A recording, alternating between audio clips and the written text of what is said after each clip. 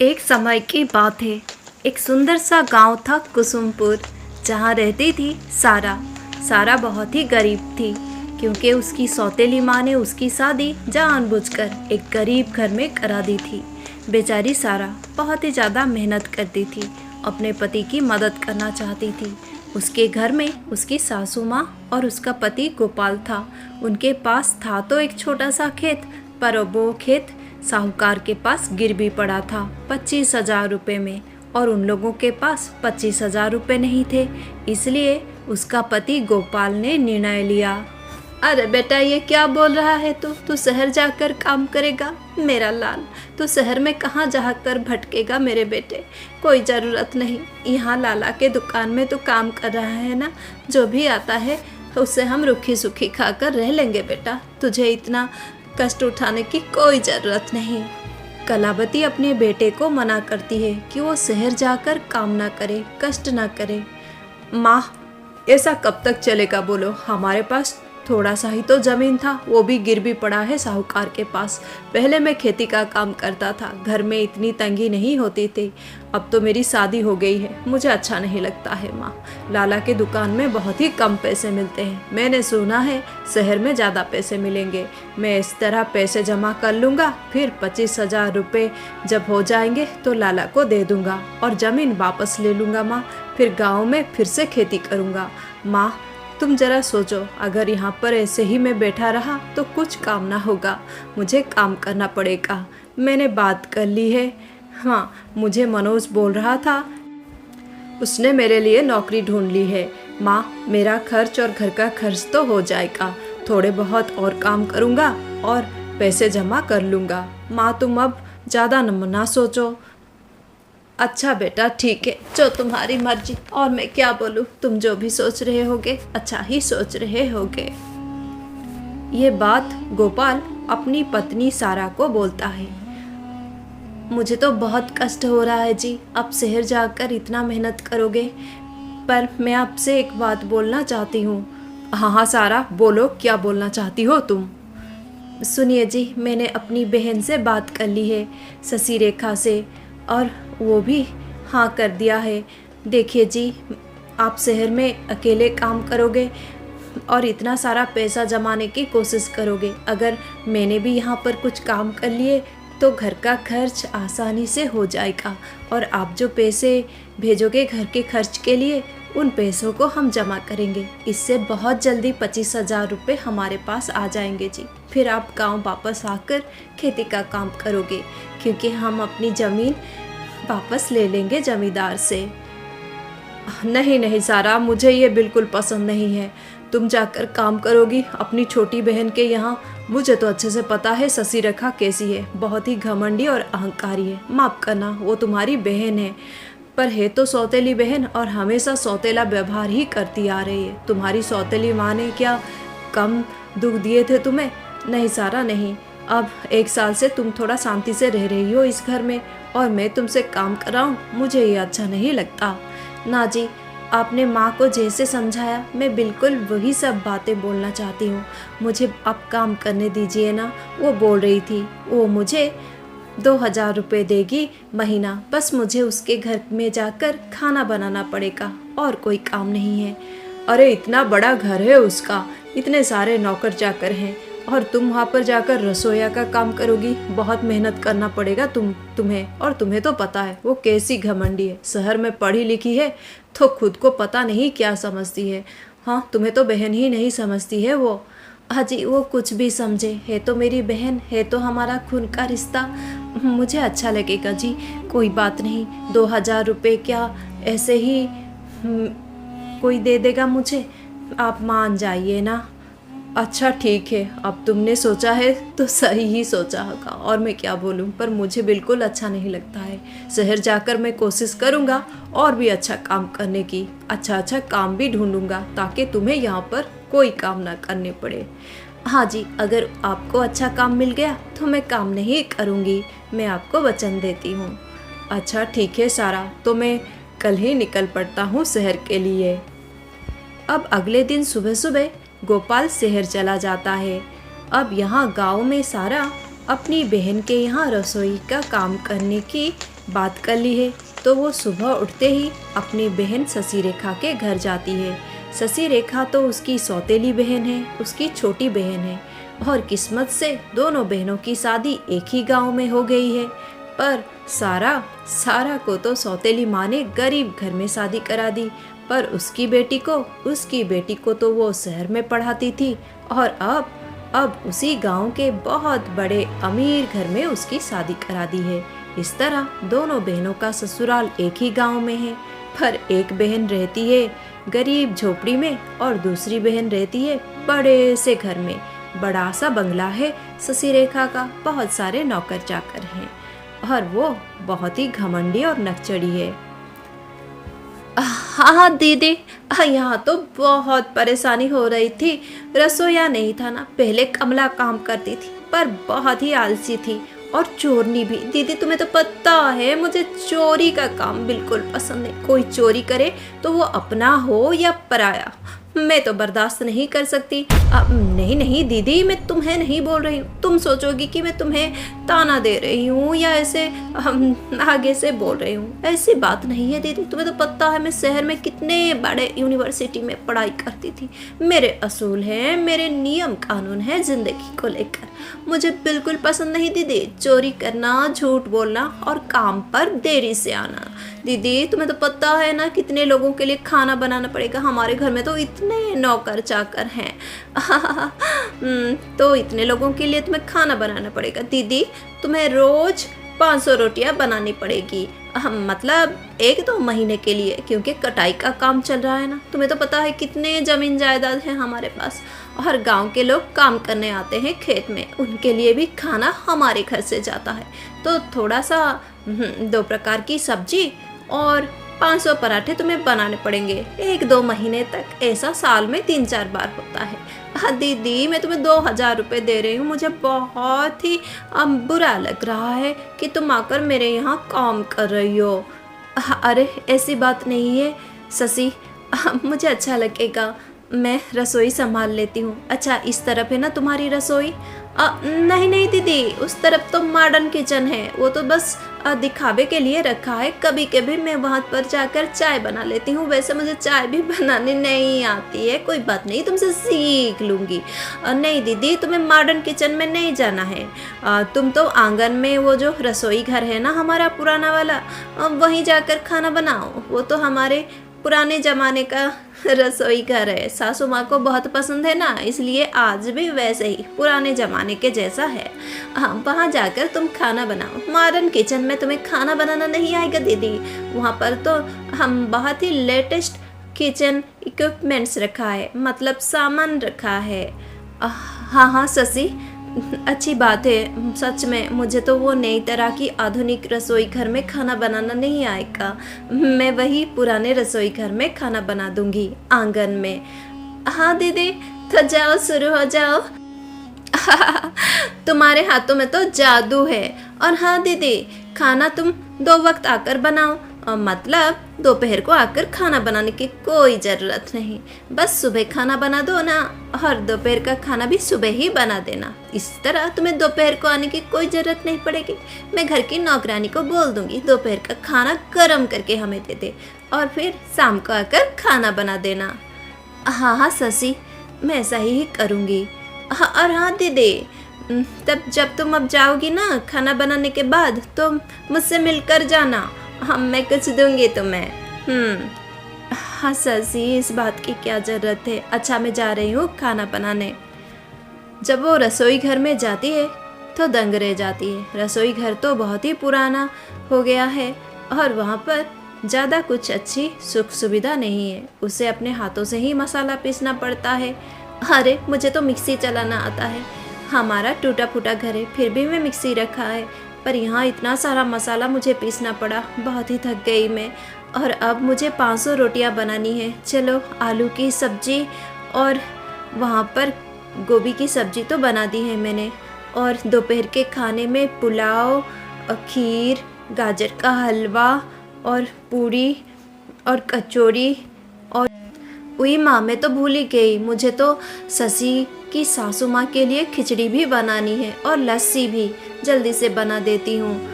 जल्दी काम खत्म करके जाऊंगी। घर में जाकर भी खाना बनाना है। वैसे इतना सारा खाना बनाया है और ससी बोल रही थी कि जाने के समय वो मुझे कुछ देगी, शायद ये खाना कुछ दे देगी। इतना सारा खाना है। हाँ, आज घर जाकर और खाना नहीं बनाऊंगी, बस थोड़ा सा खाना दे देगी ससी तो उसमें से हो जाएगा सासू माँ को और मुझे। इतना सारा खाना बना है, थोड़ा सा दे देगी ससी मुझे। मन ही मन यही सोच रही थी सारा। अरे दीदी, अच्छा काम हो गया।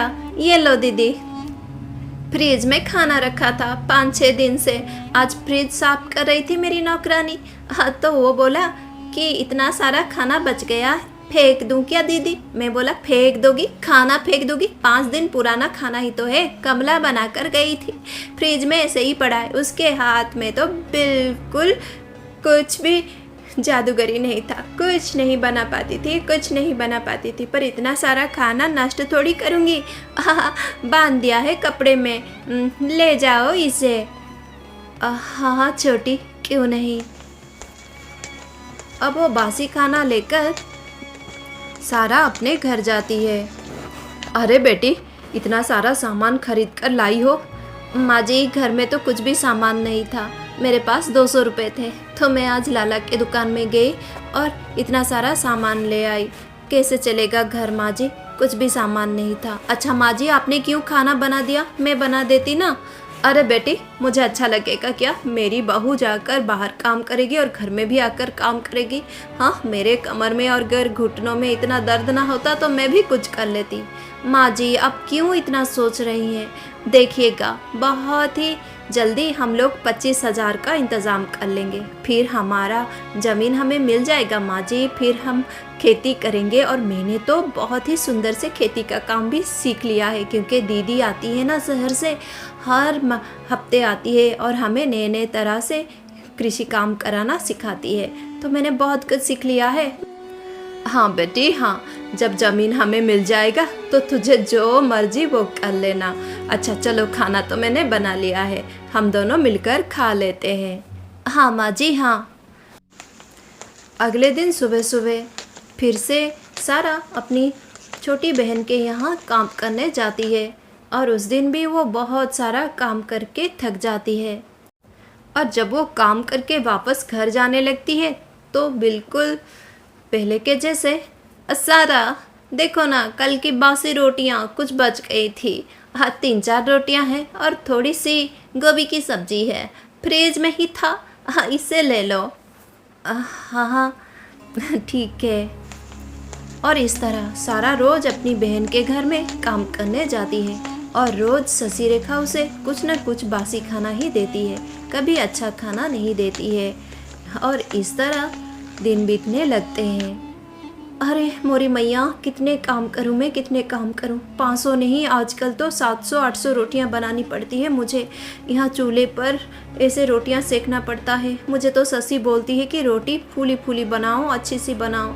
हाँ, उनके घर के मान सम्मान में कोई आँच ना आने पाए। क्या करूँ, अच्छी रोटी ही तो बनाने की कोशिश कर रही हूँ। चलो जल्दी से आलू की सब्ज़ी बना देती हूँ। आज का काम तो हो गया है, शाम को आकर फिर से काम कर लूँगी। बहुत भूख लग रही है मुझे, जल्दी जल्दी घर जाकर कुछ ना कुछ खा लूँगी। जब वो घर जाने से पहले अपनी छोटी बहन से मिलने जाती है। ओह अच्छा, तुम आ गई, काम सारा हो गया ना? हाँ हाँ हो गया शशि, अब मैं घर जा रही हूँ। अच्छा कल की खिचड़ी बची थी, माँ जी ने कुछ ज़्यादा नहीं खाया, तुम ले जाना।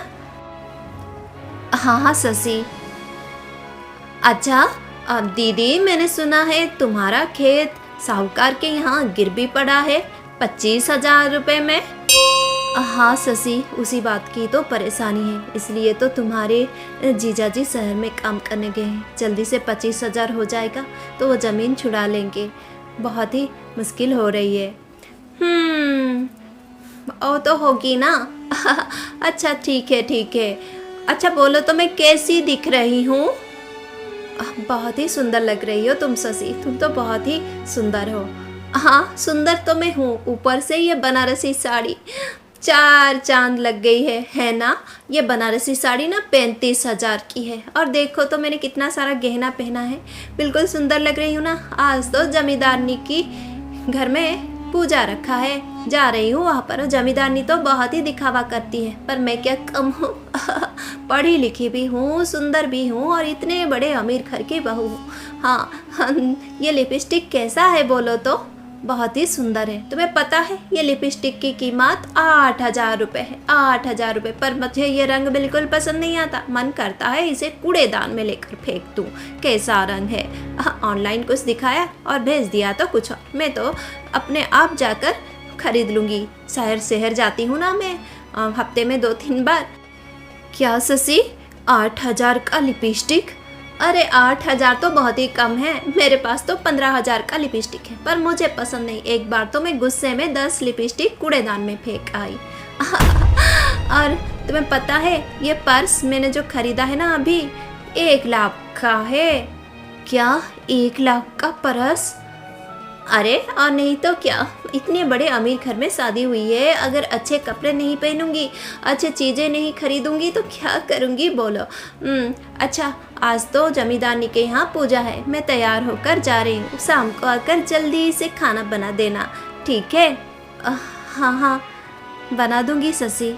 अच्छा, मैं चलती हूँ। आज तो बहुत थक गई हूँ मैं। ओरी मैया, कितने काम होते हैं, 2,000 रुपये में इतना सारा काम, बहुत मेहनत करना पड़ता है। पर क्या करूँ, मेरे पास तो और कोई रास्ता भी नहीं है। पर शशि क्या बोल रही थी कि उसके लिपस्टिक का दाम 8,000 रुपये है। 8,000 रुपये, ओ मोरी मैया, मेरे पास अगर 25,000 रुपये हो जाए तो मैं खुद को दुनिया की सबसे अमीर इंसान समझ लूँ अभी तो। पर देखो भगवान जी भी ना, उनकी लीला भी कैसी है। किसी के पास इतने सारे पैसे पड़े हैं कि वो बर्बाद कर रहा है, चीज़ें इतने कीमती खरीद कर कूड़ेदान में फेंक रहा है, और किसी के नसीब में 5 दिन का खाना लिखा है, और किसी के नसीब में इतना भी नहीं होता। चलो छोड़ो, मैं भी क्या सोच रही हूँ। चलो जल्दी जल्दी घर जाती हूँ। सासू माँ आज भी खाना बना दिया होगा। चलो, अच्छी नौकरानी मिल गई है मुझे तो वो अपनी बहन समझती है। हूँ तो मैं उसकी सौतेली बहन, पर वो भिखारन मेरी बहन है। भगवान, 25,000 रुपये के लिए मेरे घर में काम कर रही है। अच्छा हुआ ये मजबूरी है उसके पास, नहीं तो मुझे इतनी अच्छी नौकरानी कैसे मिलती। देखो तो काम करती है पूरे 15,000 सैलरी की, पर देती हूँ मैं उसे 2,000 रुपये। कितनी स्मार्ट हूँ मैं, 2,000 रुपये में 15,000 का काम कराती हूँ। रोज़ 700-800 रोटियाँ बनाती है, इतनी सारी सब्जी बनाती है और इतना प्रकार का खाना बनाती है। जो भी बनाती है बहुत ही स्वादिष्ट बनाती है। चलो छोड़ो, इससे ज़्यादा अपने सर पे बिठाने की कोई ज़रूरत नहीं है। तो सौतेली बहन मेरा सारा ऐसो आराम देखकर कितना जल भून रही होगी मन में। अच्छा हुआ माँ ने इसकी शादी गरीब घर में करा दी। बड़ी आई, गांव वाले इसे बहुत सुंदर सुंदर बोल रहे थे। ऐसे काम कराऊंगी कि इसकी सुंदरता सबको छूट जाएगी 2 दिन में। बड़ी आई, देखो तो कैसा नसीब है उसका, और मेरा नसीब देखो, हूँ ही मैं शुभ। हाँ, पढ़ी लिखी हूँ और इतनी अमीर घर की बहू हूँ। इसे देखो, भगवान जी तो इसे बिल्कुल भी पसंद नहीं करते, इसकी तरफ तो देखते भी नहीं होंगे। हाँ, मेरे जैसी अच्छी थोड़ी है ये। करती रहे काम, मुझे क्या। बड़ी आई मेरी बहन बनने वाली, नौकरानी कहीं की। उस दिन वापस जब घर जा रही थी सारा, तो मन ही मन बहुत खुश थी। अरे बाबरे, जब ये रास्ता आ जाता है तो मुझे बड़ी खुशी होती है। यहाँ से इतना सारा फूलों का महकाने लगता है, क्योंकि इस रास्ते में बहुत सारा फूल पौधे हैं। देखो तो आगे आगे कितने सुंदर लग रहे हैं ये फूल लहराते हुए। हाँ, यहाँ थोड़ी देर खड़ी हो जाती हूँ और देखती हूँ ये सुंदरता। बस 5-10 मिनट, फिर घर जाऊँगी। वहाँ पर खड़ी होकर वो फूलों की सुंदरता देख रही थी। बहुत ही सुंदर सा गांव था कुसुमपुर, और बहुत ही सुंदर दृश्य था। जब वो देख रही थी सुंदर फूलों को, तो उसकी नज़र पड़ी झाड़ियों में एक तितली फंस गई थी। उसके मन में बहुत दया आया। अरे बेचारी तितली झाड़ियों में फंस गई है, कितनी सुंदर नीली रंग की तितली है। मुझे इस तितली की मदद करनी चाहिए, इसे झाड़ियों में से निकालना चाहिए। वो तितली के पास जाती है और बड़े ही प्यार से तितली को झाड़ी में से निकाल लाती है। वो तितली को अपने हाथ में रखती है। कुछ देर बाद तितली अच्छी हो जाती है और उड़ने की तैयारी करती है। तब कुछ अद्भुत सा होता है। अब सारा को अपनी आंखों पर बिल्कुल यकीन नहीं है कि उसके साथ क्या हो गया है। उसके सामने एक सुंदर सी परी खड़ी है। सारा, तुम कितनी अच्छी हो, तुम्हारा मन कितना अच्छा है, कितना मदद किया तुमने मेरी। मुझे भी तुम्हारी मदद करनी चाहिए। वैसे मैं सब कुछ जान के, तुम्हारा मन कितना अच्छा है और तुम्हारी सौतेली बहन कितना जुल्म कर रही है तुम पर। हाँ, इतना सारा काम कराती है और इतना थोड़े से पैसे देती है। अच्छा चलो कोई बात नहीं, पर तुम्हारा मन बहुत साफ है, सुंदर है और तुमने मेरी मदद भी की है, तो मुझे तुम्हें कुछ उपहार देना है। ये लो। तभी हवा में एक जादुई बेलन आ जाता है। उस बेलन को परी रानी सारा को दे देती है। ये बेलन अपने साथ लेकर जाओ। कितने सारी रोटियां बनाती हो तुम? 500, 700, 800, 900। बाबा रे, बड़ा कष्ट होता है, पर कोई बात नहीं, इस जादुई बेलन से तुम्हारी जिंदगी ही बदल जाएगी। बेलन को लेकर जाओ और कल आटा गूंदना और बस 3 रोटियां बनाना, बस 3। और 3 से ज़्यादा बनाओगी तो पछताओगी, बोल देती हूँ। बस 3 रोटियां बेलना और उसके बाद ये बेलन को लेकर नदी में बहा देना। फिर देखना क्या चमत्कार होता है तुम्हारे साथ। तुम बहुत अच्छे दिल की हो सारा, भगवान तुम्हारा कल्याण करे। अब मैं चलती हूँ। सारा तो दंगी रह गई थी, उसके मुंह से कुछ भी नहीं निकला। और ये क्या सब उसने देख लिया। सब कुछ तो बहुत ही अलौकिक था। वो उस बेलन को लेकर अपने साथ घर चली आई, किसी से कुछ ना बोला और इंतज़ार करने लगी। अगले दिन जब वो उस बेलन को लेकर रोटियां बनाने लगी, बस 3 रोटियां ही मुझे बनानी है, उससे ज़्यादा नहीं। पता नहीं क्या होगा, मुझे कुछ समझ में नहीं आ रहा है। आज तो मैं काम पर भी नहीं गई, कैसे जाऊं? मेरे मन में इतना सारा विचार चल रहा है। चलो मैं रोटियां बना लेती हूँ। सिर्फ 3 रोटियां ही बनाने के लिए बोला था परी रानी ने। ठीक है, सिर्फ 3 रोटियां बनाऊंगी, फिर बेलन को नदी में बहा दूंगी। सारा बैठ जाती है और आटा गूंद कर तैयार हो जाती है। आज तो महारानी काम पर नहीं आई है। ये नखरे शुरू हो गए उसके। आज तो अच्छे से डांट लगाऊंगी। ऐसा कैसा चलेगा भला? 11 बजने को आ रहा है और अब तक नहीं आई। जाकर बुलाना पड़ रहा है मुझे इसे। अब इसके गरीब कुटिया में जाकर इसे बुलाऊंगी महारानी को। चलो जल्दी जल्दी जाती हूँ। जब वो रोटियां बनाने के लिए बैठ गई, तभी उसकी बहन झरोके में से उसे देखने लगी। ये लो, यहाँ पर महारानी रोटियां बना रही है, ठूसने की तैयारी कर रही हैं और हम लोग भूखे बैठे हैं। इतना देर हो गई और खाना बनाने नहीं आई। देखो तो रोटियां बना रही है, रोटियां। तब सारा जब पहली रोटी बनाती है तो चमत्कार होता है। वो रोटी चांदी की बन जाती है।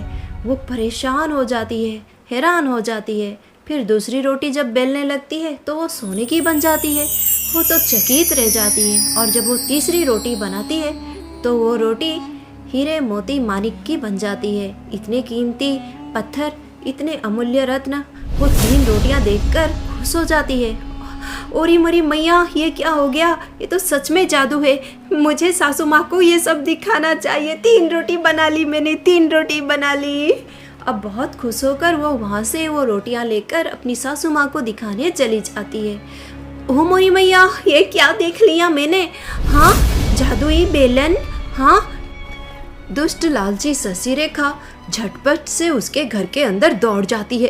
अरे मैं भी रोटियां बनाऊंगी। ये तो जादुई बेलन है, मुझे भी मिल जाएंगी सोने चांदी रत्नों की रोटियां। चलो मैं भी बनाती हूँ, मैं देर नहीं करूँगी, मैं भी बनाऊंगी। और वो जब रोटी बेलने लगती है तो